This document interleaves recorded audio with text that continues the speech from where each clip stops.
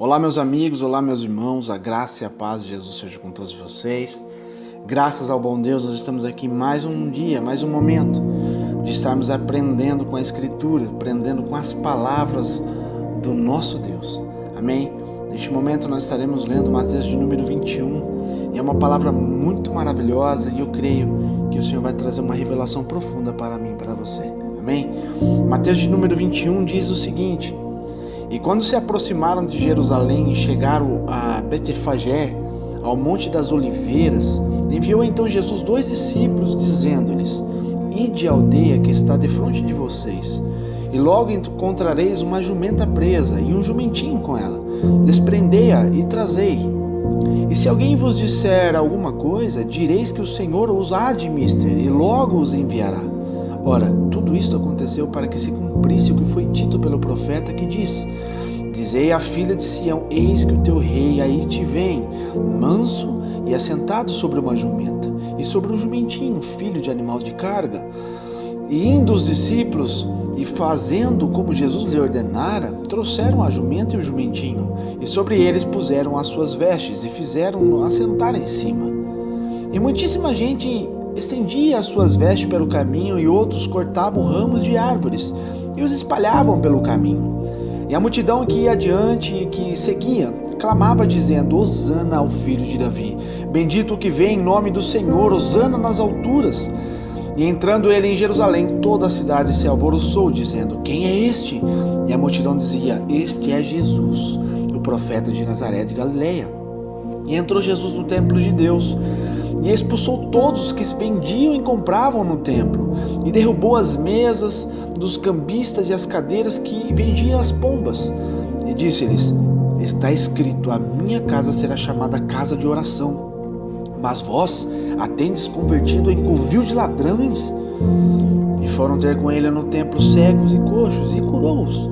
Vendo então os principais dos sacerdotes e os escribas as maravilhas que fazia, e os meninos clamando no templo: Hosana ao filho de Davi, indignaram-se e disseram-lhe: Ouves o que estes dizem? E Jesus lhe disse: Sim, nunca leste? Pela boca dos meninos e das criancinhas de peito tiraste o perfeito louvor? E deixando-os, saiu da cidade para Betânia, e ali passou a noite.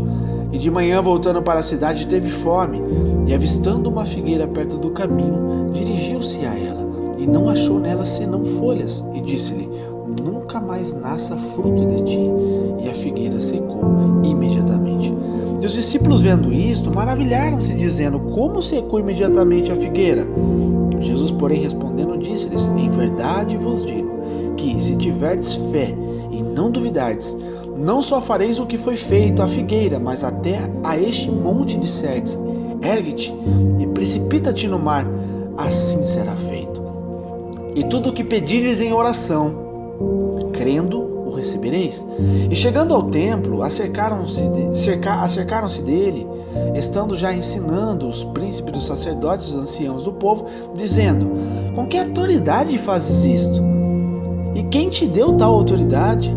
E Jesus respondendo disse-lhes: Eu também vos perguntarei uma coisa. Se me disserdes, também vos direi com que autoridade faço isto. O batismo de João, de onde era? Do céu ou dos homens? E pensavam entre si, dizendo: Se dissermos do céu, ele nos dirá: Então, por que não o crestes? E se dissermos dos homens, tememos o povo, porque todos consideram João como profeta. E respondendo a Jesus disseram: Não sabemos. Ele disse-lhes: Nem eu vos digo com que autoridade faço isto. Mas que vos parece? Um homem tinha 2 filhos, e dirigindo-se ao primeiro disse: Filho, vai trabalhar hoje na minha vinha? Ele, porém, respondendo, disse: Não quero. Mas depois, arrependendo, se foi. E dirigindo-se ao segundo, falou-lhe de igual modo. E respondendo ele, disse: Eu vou, meu pai. Mas não foi. Qual dos 2 fez a vontade do pai? Disseram-lhe eles: O primeiro. Disse-lhe Jesus: Em verdade vos digo que os publicanos e as meretrizes entram adiante de vós no reino de Deus, porque João veio a vós no caminho da justiça, e não cresces, mas os publicanos e as meretrizes creram. Vós, porém, vendo isto, nem depois vos arrependeste para crer. Ouviu ainda outra parábola. Houve um homem, pai de família, que plantou uma vinha, e circundou-a de um valado, e construiu nela um lagar, e edificou uma torre, e arrendou-a aos lavradores, e ausentou-se para longe. E chegando o tempo dos frutos, enviou os seus servos aos lavradores para receber os seus frutos. E os lavradores, apoderando-se dos servos, feriram um, mataram o outro, e apedrejaram o outro. Depois enviou outros servos em maior número do que os primeiros, e eles fizeram-lhe o mesmo. E por último, enviou-lhe seu filho, dizendo: terão respeito a meu filho. Mas os lavradores, vendo o filho, disseram entre si: este é o herdeiro, vinde, vão matá-los. E apoderando-nos da sua herança, e lançando mão dele, o arrastaram para fora da vinha, e o mataram. Quando, pois, vier o senhor da vinha, que fará aqueles lavradores? Dizem-lhe eles: dará afrontosa morte aos maus, e arrendará a vinha a outros lavradores, que a seu tempo lhe deem os frutos. Disse Jesus: nunca leste nas Escrituras: a pedra que os edificadores rejeitaram, essa foi posta por cabeça do ângulo. Pelo Senhor foi feito isto, e é maravilhoso aos nossos olhos. Portanto, eu vos digo que o reino de Deus vos será tirado, e será dada a uma nação que dê os seus frutos. E quem cair sobre esta pedra, despedaçar-se-á, e aquele sobre quem ela cair ficará reduzido a pó. E os príncipes dos sacerdotes e os fariseus, ouvindo essas palavras, entenderam o que falava deles, e pretendendo prendê-lo, recearam ao povo, porquanto o tinha por profeta. Amém? Meus amigos, nós sabemos que essa palavra de Mateus de número 21, ela é muito rica.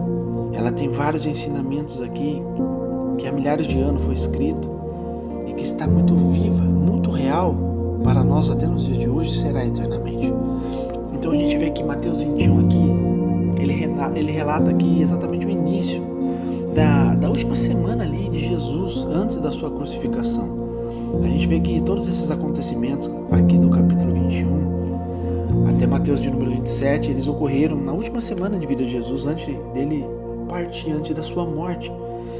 Então a gente vê que ele começa aqui dando ênfase à entrada de Jesus ali em Jerusalém, né, onde está marcando o início dessa semana, que é a semana da crucificação. Então está iniciando aqui a contagem regressiva, né, da maior demonstração de amor que foi dada à humanidade. Não foi homem comum que foi feito esse ato de amor, foi feito por um homem chamado Jesus, Filho de Deus, que morreu por mim e por você. Então a gente vê que é o momento em que Deus se fez homem. Ele despojou de toda a sua glória, de toda a sua majestade, que nem nós vemos lá na oração de Jesus a Deus, ao seu Pai, em João, que ele fala: Pai, glorifica-me agora com a mesma glória que eu tinha em ti antes da fundação do mundo. Então o Senhor, quando ele veio para nós, quando Jesus veio para a terra, ele se despojou de toda a sua majestade, de todo o seu poder glorioso, para se transformar num ser humano comum, natural. Então a gente vê que Jesus, ele viveu no meio da humanidade, da sociedade, ele viveu entre nós. Ali ele pôde experimentar, conhecer as nossas dores físicas. Ele se entregou como sacrifício de expiação, um sacrifício perfeito pelo meu e o seu pecado. Então a gente vê que nós devemos, meus amigos, ter um ouvido atento a isso tudo que nós vamos ler hoje, a tudo isso que nós estamos tendo de ensinamento, pois é algo que nós devemos ouvir, descer no coração e ter um entendimento com a mente. É importantíssimo nós cravarmos no nosso coração esse ensinamento. É um ato maravilhoso, único, que somente Jesus teve e tem a condição de fazer por nós. Então a gente vê que durante a Páscoa ali, muitas pessoas vinham de todas as partes de Jerusalém para oferecer sacrifícios e ofertas agradáveis a Deus. O contexto daquela história era rica disso, onde eles faziam sacrifícios para adorar a Deus. E na ocasião, muitas delas também entregavam um dízimo anual, elas vinham para entregar a sua oferta, o seu dízimo para Deus, pois eles eram extremamente obedientes. E devido à distância que eles vinham, a grande maioria trazia apenas o dinheiro, deixando para comprar no templo o animal, né, que e ali seria correspondente ao seu dízimo ou à sua oferta. E esses animais, eles eram vendidos no templo pelos cambistas, que tinham acordo lá com os sacerdotes. Apenas os animais comprados a eles recebiam a aprovação de agradável ao Senhor. Consegue entender? O que irritou o Senhor Jesus foi o fato de que eles estavam supervalorizando os animais. Eles estavam fazendo moeda de troca.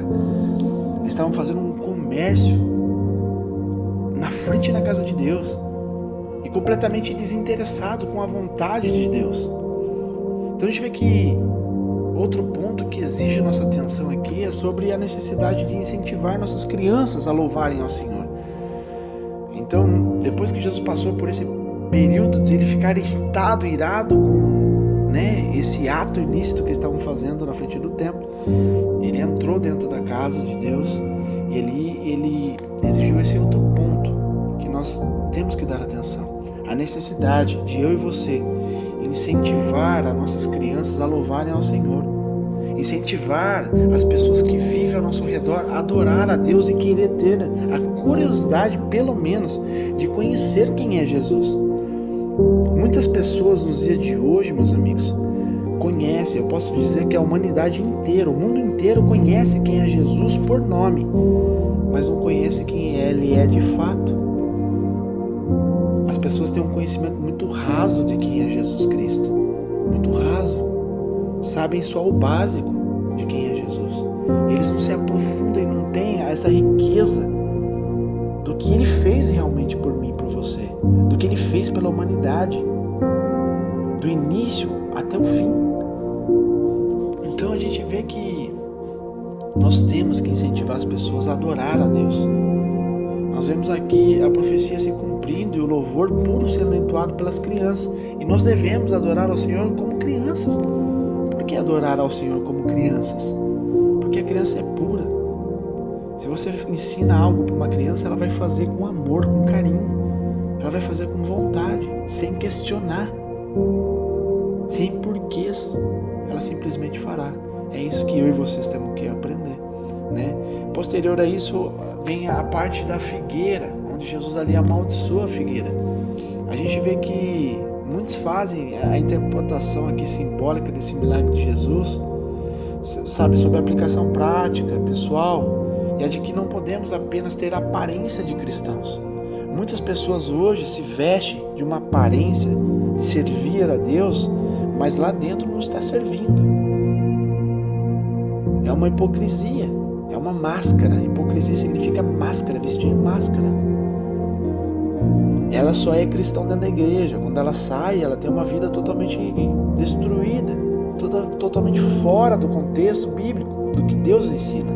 Então as pessoas esperam que nós tenhamos fruto para alimentá-las. Eu e você somos uma árvore de fruto para alimentar a humanidade. É isso que Jesus chama eu e você, para darmos frutos, para alimentar o necessitado, que necessita da palavra de Deus.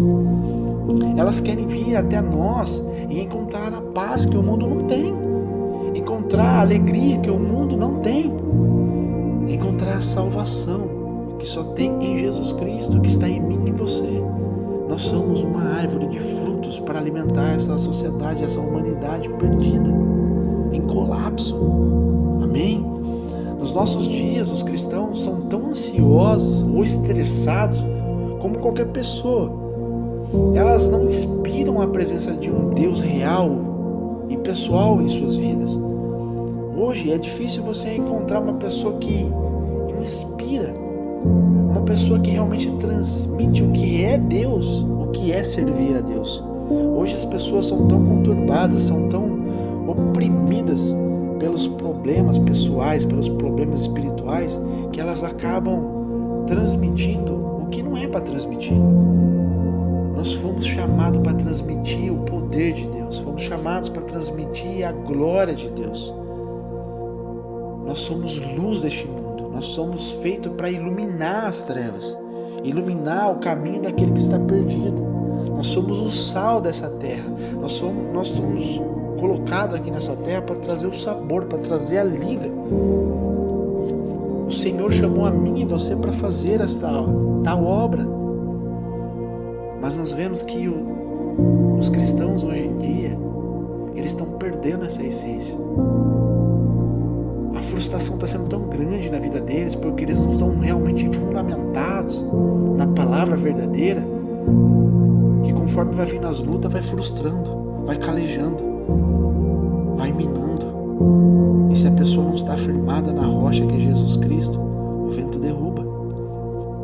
Então é necessário que eu e você possamos buscar incessantemente a presença de Deus, com fervor, buscar sem cessar, independente da circunstância. Nós temos que ter o entendimento que nós temos que ser espirituais, não carnais.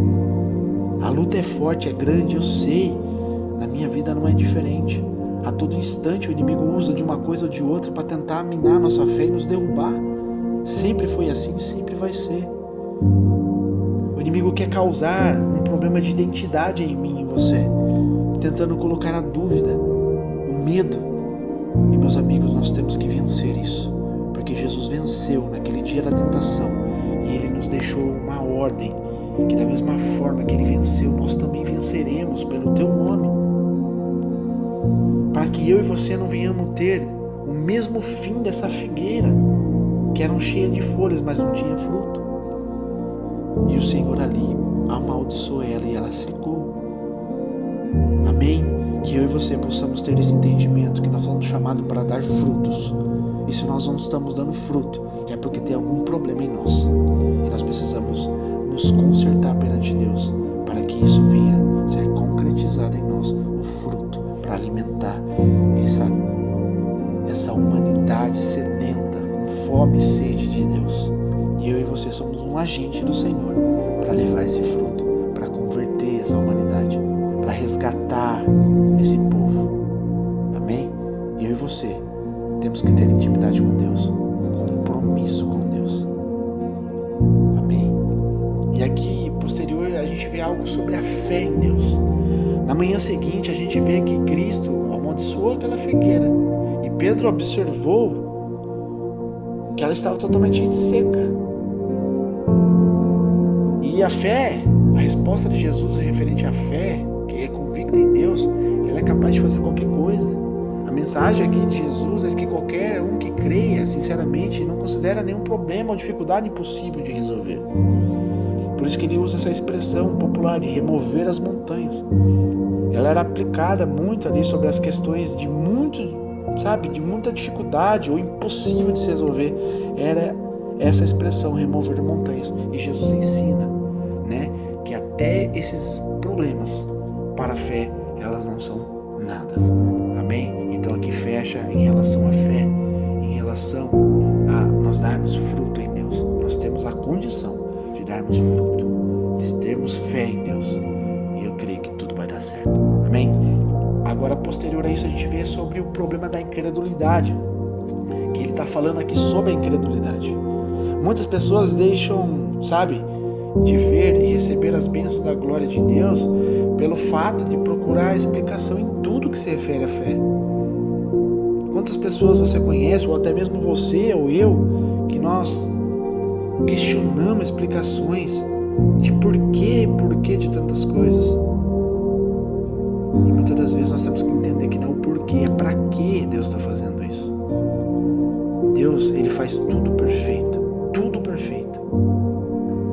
Nós temos que nos examinar a nós mesmos, ver o que estamos fazendo de errado, consertar, para que tudo venha ir bem na nossa vida. Se Deus nos colocar em um processo de lapidação, de dor, certamente Ele também nos tirará e nos abençoará. Agora, se nós estamos entrando em caminhos de tortura porque nós mesmos queremos entrar, Deus não é responsável por isso. Mas, mesmo assim, se eu e você reconhecermos isso e nos lançarmos aos pés do Senhor, Ele nos resgata, Ele nos dá a vitória, por mais que nós entramos em um lugar que não era para entrar. Amém? Então a gente vê que esse problema da incredulidade aqui, aqueles líderes religiosos, por puro capricho, eles queriam que Jesus lhe desse satisfação de onde vinha a sua autoridade. Eles ficaram perguntando para Jesus: quem é que te deu essa autoridade? E Jesus lançou uma parábola para ele que respondeu claramente e eles ficaram sem jeito. Então nós não devemos cair na tentação da incredulidade. Devemos estar como crianças, abertos ao conhecimento sobrenatural de Deus, pois Deus é Espírito, e para nós adorarmos ao Senhor tem que ser em Espírito. Amém? Então essa é a verdadeira obediência. Então nessa parábola nós vemos um maravilhoso exemplo de atitude. Posterior a isso, ele fala de um pai que pede a 2 filhos que execute a mesma tarefa. Ele fala a um, e ele responde que vai, mas não vai. E o outro diz que ele não vai, mas ele se arrependeu e ele acaba indo. O que Jesus nos ensina é que a aparência de nada vale. É um ensino sobre caráter, dignidade, transparência. Não adianta nós queremos enganar a Deus, que nós vamos fazer sabendo que a nossa vontade não é isso. E nós assumirmos um compromisso e não cumprirmos. De nada vale para Deus. Meus amigos, eu vi algo semana passada que a palavra de Deus fala que nós temos que colocar na ponta do lápis, que nós temos que avaliar o custo de servir a Deus. É custoso, meus amigos. Não é mil maravilhas, não é um mar de rosas. Pelo contrário, é sofrimento. Se da mesma forma, se você for construir uma casa, você coloca na ponta do lápis tudo que você vai gastar, tudo que você vai ter que comprar, o dinheiro que você tem que ter para você construir essa casa e ser efetivada, e ser totalmente construída, ser realizada, você faz um plano, um projeto, você se planeja. Com Deus é a mesma coisa. Você tem que ter a noção de o que você vai ter que desfazer para adorar a Deus, o que você vai ter que pagar para adorar a Deus. Porque Deus exige que eu e você nos negamos dia após dia, negar nossas vontades, nossos interesses, os nossos ideais humanos, eu estou dizendo, para que coloquemos Deus em primeiro lugar. Isso é um preço a se pagar e não é barato. Não é barato, não é fácil. Se despojar de todo o seu eu para servir a Deus fielmente, sem questionar, você está entendendo? Você está entendendo o peso de que é servir a Deus? Por isso que muitos se perdem no meio do caminho. Por isso que muitos desistem no meio do caminho. Eles entram de cabeça para servir a Deus, para assumir um compromisso, sem colocar no lápis o que eles vão ter que fazer para realmente agradar a Deus. Amém? Então a gente tem que ter a noção que nós temos uma responsabilidade a se cumprir. Que nós temos que adorar a Deus independente da circunstância. Pois Deus, posterior a gente assumir um compromisso com Deus e aceitar o que Ele tem para nós, que é um plano perfeito, tudo de melhor Deus tem para nós, nós temos que entender que nós andaremos por lugares desconhecidos. Deus vai colocar nós em processos que nós não temos conhecimento. Nós temos que realmente confiar plenamente nele sem questionar. Seja feita a tua vontade, não a minha, pois Ele é soberano. Amém? Então a gente tem que entender, meus amigos, que nós não podemos ser religiosos. Jesus fala sobre isso, contra a religiosidade. Ele mostra que ao rejeitarem seu ensino e autoridades, os judeus estavam rejeitando o fundamento de toda a palavra de Deus. Aqui no final ele está dizendo exatamente isso, do 42 ao 46. Jesus mostra que a aparência não tem espaço na nova dispensação da graça de Deus, mas sim frutos dignos de arrependimento. Que eu e você possamos nos enriquecer dessa palavra. Que eu e você não venhamos ser religiosos, eu e você não venhamos ser imprudentes, possamos fundamentar a palavra de Deus no nosso coração e verdadeiramente servir a Deus em espírito e em verdade. Amém? Porque o Rei da Glória, esse Mateus de número 21, está trazendo o Rei da Glória montado na jumentinha com um símbolo de humildade. Ali em João, ele diz sobre isso lá, João 12, do 13 ao 14, ele fala, sobre os ramos, as palmeiras, e de Jesus ali no jumentinho, e entrando o Rei da Glória, Jesus, rei bem assentado sobre o filho de uma jumentinha. Isso é maravilhoso, meus amigos. O próprio Senhor nos ensinando tais coisas.